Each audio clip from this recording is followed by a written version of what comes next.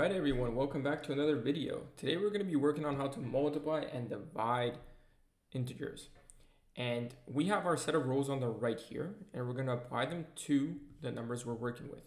So let's get started. Our first question is -4 times 8. So like always, let's count by 4s. So we have 8 numbers here. This is 8 numbers. So we've arrived at our answer, which is going to be 32. So let's put a 32 there. Now, given that we have our answer, what is our combination of numbers? We have a -4 and we have an 8, right? The 8 does not have a sign in front of it, so it's going to be considered a positive number, which is also known as plus.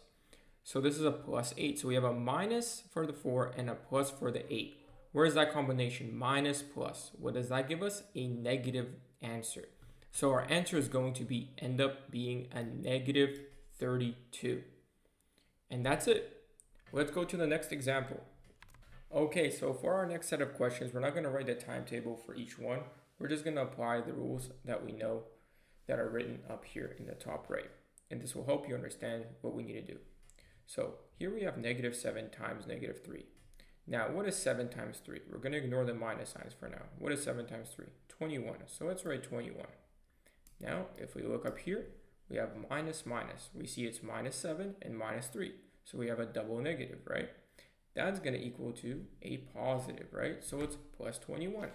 And writing 21 is the same as writing +21. So we don't have to change anything. It's a positive answer of 21.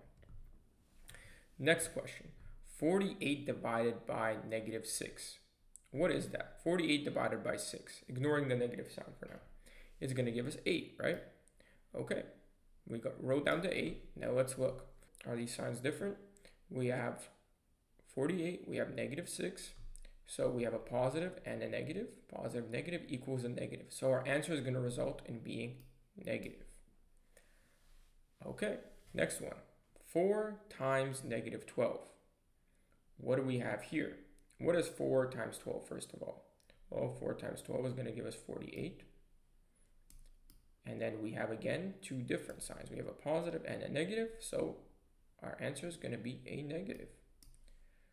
And now here we are. 36 divided by -9. How many times is 9 going to 36? 4 times. We have two negatives, -36 and -9. So that will result in a positive answer. So we keep it the same and just write the 4.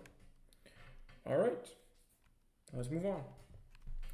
So for the last two questions we're going to review is sometimes you may see brackets around your numbers that you're given. So here we have, for example, -3 times -9. So what would we do for this case? Well, you would do the same thing as before. We have -3 times -9. 3 times 9 is going to be what? 27. So we write 27. Now, do both of the numbers have negative signs? Yes, -3 has a negative sign. -9 has a negative sign. So two negatives equal a positive. And that's our answer. And now, lastly, we have -8 divided by -2. Both of them are in brackets, and they both have a negative sign in front of them. So what does that mean? Well, it's going to be, again, negative and negative. It's going to give us a positive answer of 4. And that's it. So my recommendation is to review these rules that are listed here.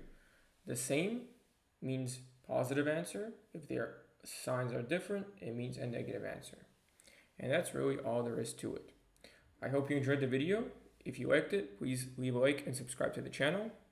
And I will see you in the next one. Bye for now.